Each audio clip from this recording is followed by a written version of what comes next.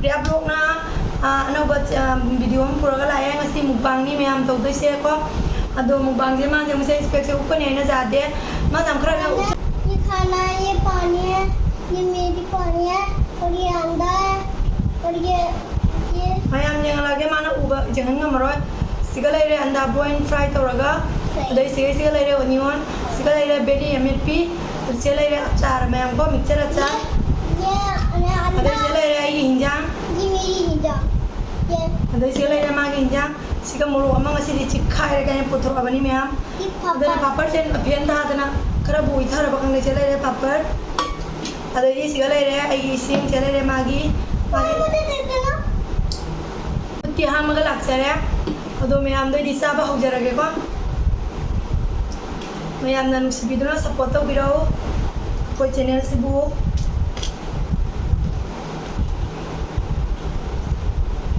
मसिदि Sunday नि ma'am को कोई निपाय ओमनी माना थोंबिरिनी जेरुम थोंबसे आगी ब्लॉग त जावरकनी मैम माना मसक्ति उलन देबको अदसु माना ngasi तौबिबनी मथेन पुनः माना तौबिबनी ngasi gi मथेन बुदि जावदे आइना ngasi साजारि बखरा से तो पे मन माना तौबनी आहान बै सकम से मैम दे लमगे ai चाबा उजरगे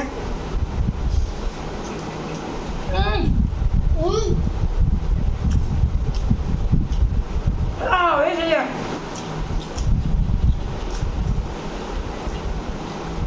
मैम थंबो मिक्सर चाला हेलो वाले हावरे पसंद हावरे पापा थैंक यू पापा थैंक यू पापा थैंक यू किसने बनाया आज और अपन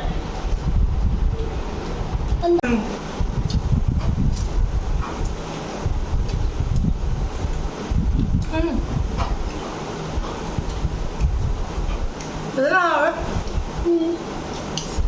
mesti dibaca nah orang mea, jerum paham deh bani kau isya, kari ki paham deh jerum ni sam tu ini sahabat tu paham deh ba, बोल apa paham tu yang nasi deh, ha.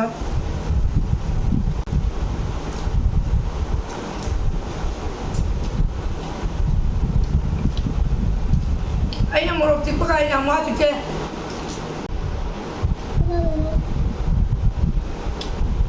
nanti deh.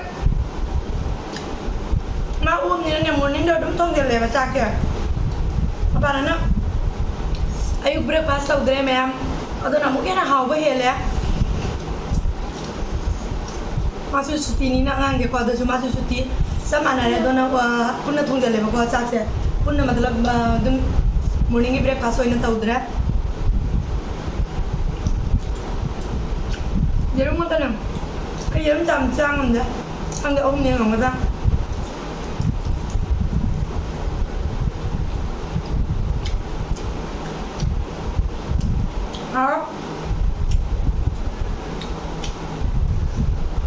Betul. Tiga jam di mana biskuit sini ada ni. Si pani piye nggak tahu ni apa yang ada beda. Hawa mem.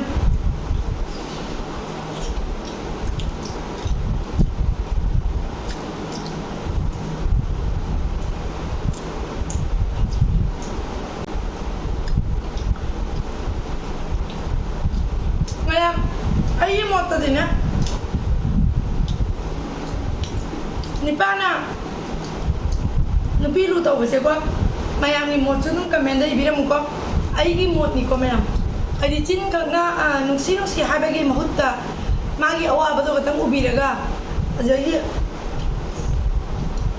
kira tahu biba, magi malamda, ayo di migi mamangda, patah bangang dah ba, jadi mabu soy kedra ina pana biba ado ayi wakala thamoi sing nang siba kauri ko ayi mod ne bana dumaina ayi katang ayi ko isan mai taba matam da awaba khangbiba doidi holai bini na amam migi mamangda nupi da jolaga nungai jaba du mai pa dudi tawbiga nu mayam tawbiram bala iraga su ayi tarapte haijari jamna khangna haibadi natte ba ko nupi duna adi nangi damak koi nupi di leitrana iwagi damak ina leijari ne ba koi di ko मोइना खतंग दु तौबदोनी को खोइदी नुंगाइबा दुना इगी मोतदी Moina खरा care तौबिबा अवाबा मतमदा खंगबिबा नुंगाइतबा मतमदा खरा मतेंग पांगबिबा अस्माइना नुक्सिबा कौब्राइना खल्ली अइगी वाखलको पैसादी अनम्मा Nipah नुपीदा पिसलमनि नत्रा पैसा पिसलगा तसु नत्तिबा अवाबसु उबिबा को ma'am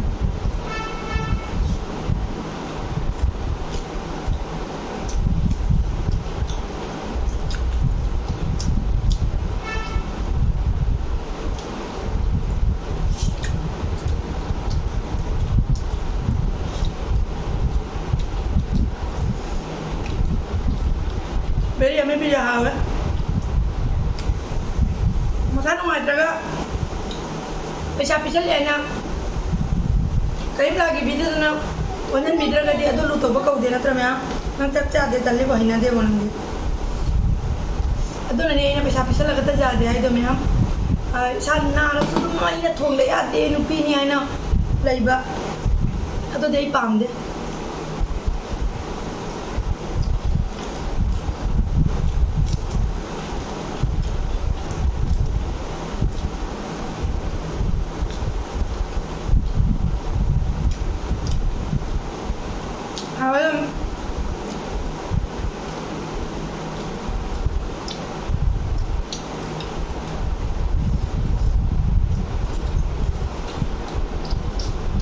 Jam hawe.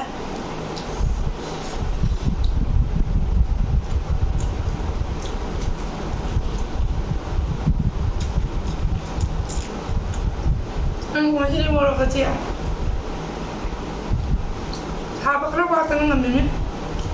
Saya ada yang ngambil.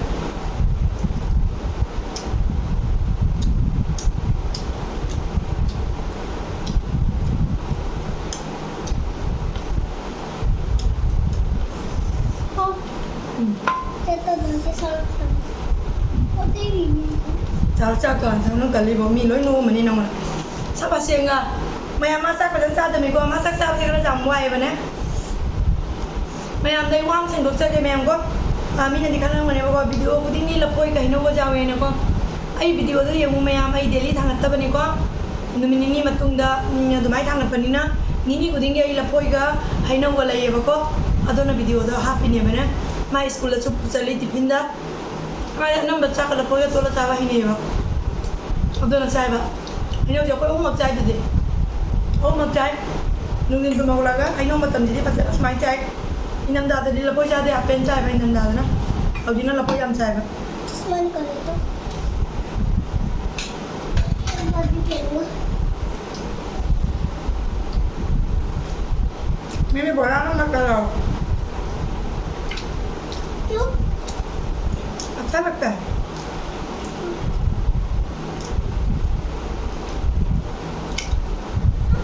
कभी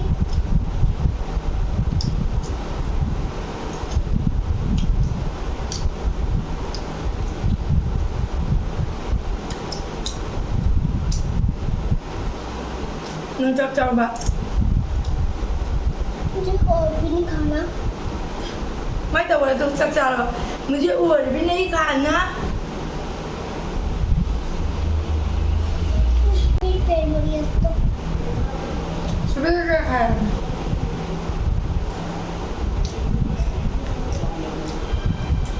मुझे और नहीं खानी अंदर खाया खा लो.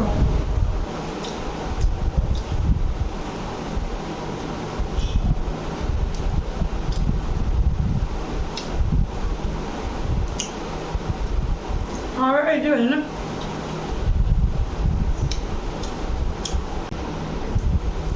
video je mara kama thangat palle padu gona sire nai na thangat ki tabaduna ngasi puthara lai re ba video se ado kang loi bai matung a kui na gai kang ni thangale ai mako pido hana thangat ko pona ba ko ado maina dum tau lai re hodi su lai ri kara puthara na dum thangalak ke me am idi to ba kara matam sangi ba ko me am na khang da tawi ni ba ko channel pai bai chinau sing di khang birang mani idi to ba matam nam sangi jam wai daily vlog edit to buno kwai degi wai meam mukbang gumba plan gumba doi ado di kang ngai le ke bani ne edit wa de ba ko daily vlog ti yam thati ne edit to bu wai meam matan nam sale ba mun na je mo do na edit to jam wa na tauri meam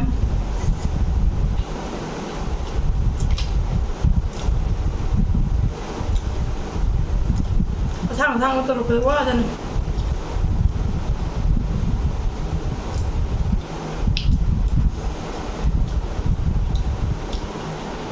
Apa anak masih cuma ngubah nih sih di terawat deh bapak. Ada mana? Oh kalau sana bapak jam tersen bahasa aja.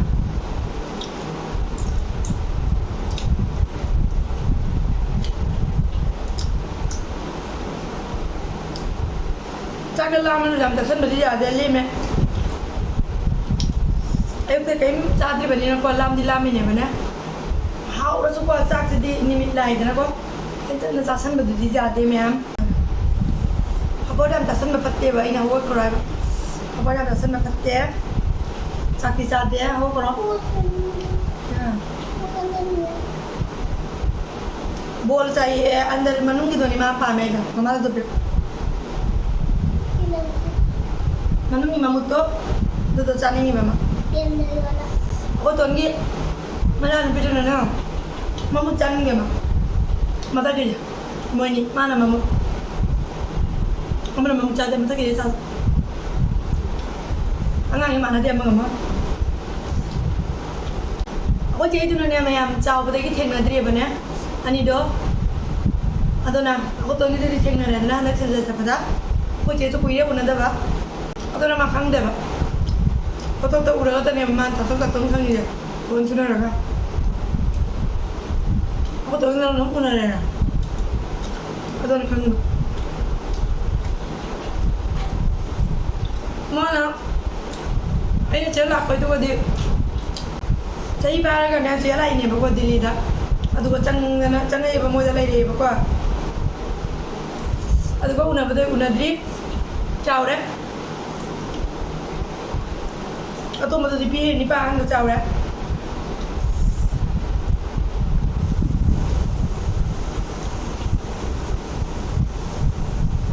Jauh pada udah.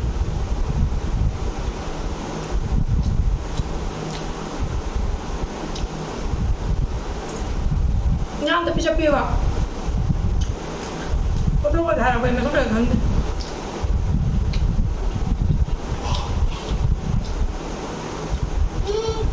Awal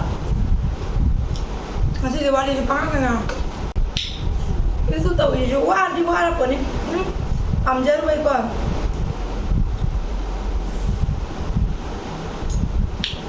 Memang ini nih YouTube user ni ini kemana hang ni ba? Nung mama tak tahu dah semua dijelas kayak macam dah. Kemana tahu lah kemana hang di mana itu? Video macam tu macam tu kan? Ai di macam kan dia tian kia kerja apa ngam dora ngam dora. Kona lagi nung ni ngam makan ni nata.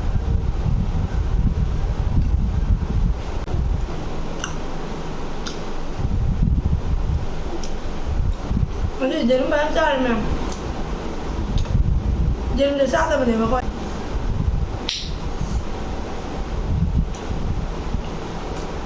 Pani pilih ya? Mau pilih. Lalu ada kolej ayam muda mem dah.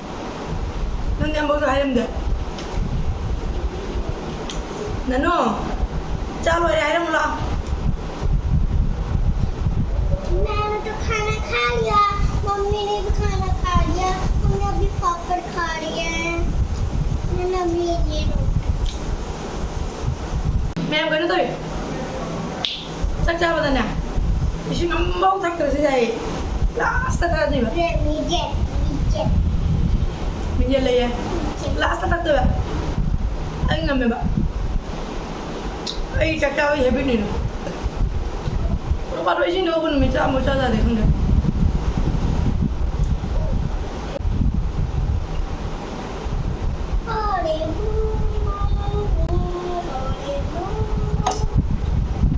Mem tu citra. Kalau dia kan citra mem muruk cik pun habit lagi tu betul. Itu nak hidup dia bukan. Sarang kan ni sabang kan dia bayi sakse. Mau untuk thuk dia. Ini yang muruk sarang ni hai ni lalu bukan mem. Ini yang hobong kan dia bukan. Kalau dia itu sakit dalam ni aku hai hidup dia bukan muruk dia. Ya dia sakit dalam ni na mem tu ko ꯚꯤꯗꯤꯑꯣꯁꯦ ꯃꯇꯥꯡꯁꯤꯗ ꯂꯣꯏꯁꯤꯟꯖꯔꯒꯦ ꯆꯥꯕꯗꯤ ꯂꯣꯏꯔꯦ ꯃꯥꯗꯤ ꯍꯤꯟꯖꯥꯡ ꯂꯦꯝꯗ꯭ꯔꯦ ꯆꯥꯛꯇꯤ ꯂꯣꯏꯅ ꯂꯦꯝꯃꯦ ꯃꯥꯗꯤ ꯁꯨꯕꯦꯗꯩꯁꯨ ꯀꯔꯤꯝ ꯆꯥꯗ꯭ꯔꯤ ꯑꯩ ꯍꯤꯟꯖꯥꯡ ꯈꯔ ꯂꯦꯝꯃꯦ ꯄꯥꯄꯔ ꯂꯣꯏꯔꯦ ꯃꯌꯥꯝ ꯁꯤꯗꯁꯨ ꯂꯣꯏꯔꯦ ꯃꯌꯥꯝ ꯚꯤꯗꯤꯑꯣꯁꯦ ꯅꯨꯡꯉꯥꯏꯕꯤꯔꯒꯗꯤ ꯅꯨꯡꯁꯤꯕꯤꯔꯒꯗꯤ ꯂꯥꯏꯛ ꯃꯆꯥ ꯑꯃꯇꯪ ꯅꯝꯖꯟꯕꯤꯔꯝꯃꯨ ꯃꯌꯥꯝ ꯄ꯭ꯂꯤꯖ ꯑꯗꯩꯗꯤ ꯁꯕꯁꯀ꯭ꯔꯥꯏꯕꯔ ꯑꯝꯇ ꯇꯧꯁꯟꯕꯤꯔꯝꯃꯨ ꯃꯌꯥꯝꯅꯅꯦ ꯃꯇꯨꯡ ꯇꯥꯕ ꯚꯤꯗꯤꯑꯣꯗꯁꯨ ꯑꯗꯨꯝ ꯊꯣꯛꯂꯛꯅꯕꯒꯤ ꯕꯦꯜ ꯑꯥꯏꯀꯟꯗꯣ ꯅꯝꯖꯟꯕꯤꯔꯝꯃꯨ ꯑꯗꯩꯗꯤ ꯀꯃꯦꯟꯗ ꯃꯌꯥꯝꯅ ꯀꯔꯤ ꯍꯥꯏꯗꯤ ꯅꯨꯡꯁꯤꯕ ꯀꯃꯦꯟ ꯑꯃ ꯄꯤꯕꯤꯔꯝꯃꯨ ꯑꯗꯨꯗꯤ ꯃꯇꯥꯡ ꯌꯥꯔ ꯂꯣꯏꯁꯤꯟꯖꯔꯒꯦ ꯃꯌꯥꯝ ꯕꯥꯏ